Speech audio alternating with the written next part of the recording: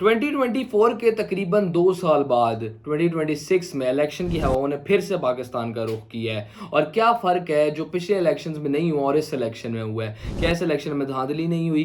क्या इस इलेक्शन के अंदर जो है इलेक्शन कमीशन ऑफिसर ने अपनी ड्यूटीज़ को प्रॉपरली निभाया है? क्या हुकूमत ने अपने इख्तियारात का नेगेटिव तरीके से बुरा इस्तेमाल नहीं किया? क्या अपोजिशन के साथ ज़्यादती नहीं हुई? ऐसे तमाम सवाल जो हैं वो आप लोगों के जहनों में भी हैं और बदकिस्मती से आपको इसके जवाब भी पता है। इलेक्शंस पाकिस्तान के अंदर बिल्कुल ही मजाक बन के रह चुके हैं। हर 5 साल बाद ये मजाक अवाम के साथ कर दिया जाता है और अवाम के पास ऑप्शन भी क्या है? अब तो अवाम भी इस चीज़ को सीरियस नहीं लेती, लेकिन अगर आप उनमें से एक हैं जो इस चीज़ को सीरियस लेते हैं तो आपके पास ऑप्शन है पीसफुल प्रोटेस्ट की। लेकिन आपको क्या लगता है आप पीसफुली प्रोटेस्ट कर सकते हैं पाकिस्तान के अंदर?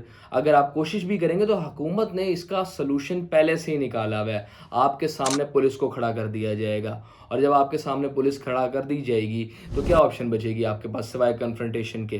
क्या पुलिस और अवाम की जब कन्फ्रंटेशन होगी तो उसके अंदर लोग ज़ख्मी नहीं होंगे? मैं ये नहीं कह रहा खाली अवाम होगी, पुलिस वाले भी होंगे। कौन बचा रहेगा? अपोजिशन और हुकूमत। कौन मरेगा? गरीब का बच्चा, चाहे वो पुलिस की तरफ हो चाहे वो अवाम की तरफ हो। गिलगित बल्तिस्तान के भी इलेक्शन में हमें वही पुराना रूट देखने को मिला है। पहले हुकूमत जो है वो बेसिकली पीपल्स पार्टी और जो पीएमएलएन की कोalition गवर्नमेंट है वो आपस में एक दूसरे के खिलाफ हो गए। एक दूसरे के खिलाफ ही नारेबाजी करना स्टार्ट कर दी, एक दूसरे को ही बुरा कहना स्टार्ट कर दिया। और इस वक्त क्योंकि अभी तक सब रिजल्ट्स जो हैं वो अनऑफिशियल हैं, जो मैं टाइम पे रिकॉर्ड कर रहा हूँ वीडियो को, लेकिन जब ये सारा रिवील होगा तो ये फिर से आपस में कोalition कर लेंगे। क्या फ़ायदा आपको एक दूसरे से मुखालफत रखने का? क्या इस मुखालफत का कोई अवाम को फ़ायदा है? आप खुद ही मुखालफत करते हैं, खुद ही इकट्ठे बैठ के कोalition गवर्नमेंट बना लेते हैं।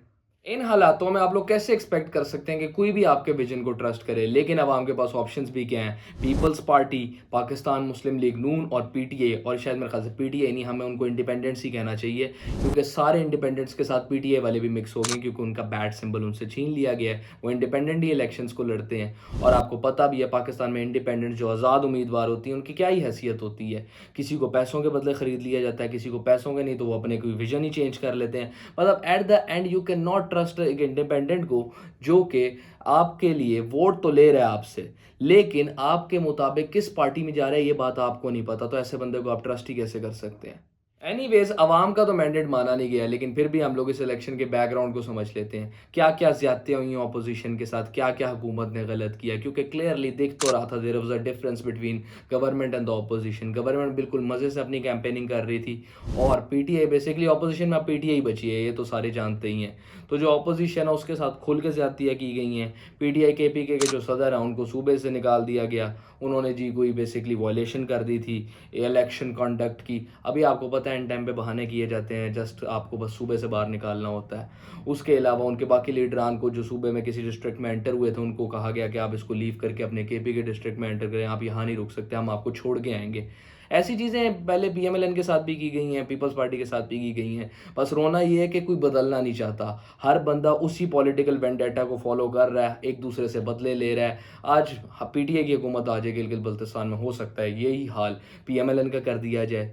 ये लोग पिछली गलतियों से सीख ही नहीं रहे, मसला सबसे ज़्यादा यही है। एनीवेज जो पीटीए के साथ धांधली हुई है उससे मुझे कुछ याद आया कि क्या हमारे पाकिस्तान में जब से पाकिस्तान बना है 1947 से लेके अब तक 70-80 साल हो चुके हैं हमारी इंडिपेंडेंस को, कभी कोई ऐसा इलेक्शन आया जिसके अंदर ऑपोजिशन में से कोई एक पार्टी हो जिसने ये कह दिया हो कि यहाँ धांधली नहीं हुई, या किसी ऐसे इलेक्शन में किसी भी पार्टी ने ये ना कहा हो कि इसमें कोई धांधली नहीं हुई, ये फ्री एंड फेयर इलेक्शंस थे?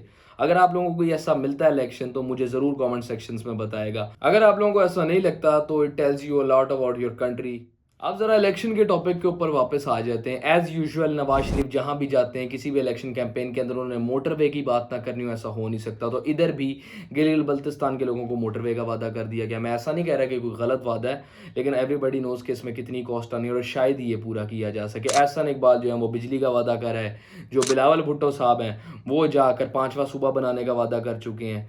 बेसिकली ऐसा ही वादा इमरान खान ने भी कुछ टाइमों पहले किया था और हर एक को पता है कि ये लोग नहीं बना सकते 5वां सूबा गिलगित बल्तिस्तान को, क्योंकि अगर गिलगित बल्तिस्तान को 5वां सूबा बना दिया गया पाकिस्तान को तो कश्मीर इशू जो आप लोगों ने इतना बनाया हुआ है वो सारा ही ख़त्म हो जाएगा। इससे पहले कि मैं आप लोगों को ये बताऊं कि पीटीआई के साथ क्या-क्या ज़्यादतियाँ हुई हैं, इससे पहले हम लोग ये चीज़ लर्न कर लेते हैं कि जो पीटीआई है, उसने वादा क्या किया अवाम के साथ या क्या प्रॉमिसेस किए कि वो इलेक्शन के बाद क्या करेंगी। तो एज़ यूजुअल जो पिछले इलेक्शंस में प्रॉमिस था, वो इसी में था। जो 2024 में पीटीआई कह रही थी कि बस हमें इलेक्शन जिताएँ, उसके बाद हम लोग इमरान खान को बाहर निकालेंगे और आपका सूबा तरक्की कर जाएगा।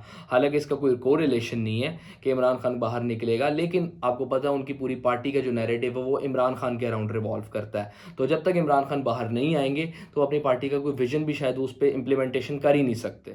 जैसे बिलावल भुट्टो और नवाज शरीफ को अलाउ किया गया था कि वो खुल के कैंपेनिंग कर सकते हैं इस पूरे गिलगित बल्तिस्तान के इलेक्शंस में, वैसे पीटीआई को नहीं अलाउ किया गया। ये बात मैंने आपको पहले भी मेंशन की थी।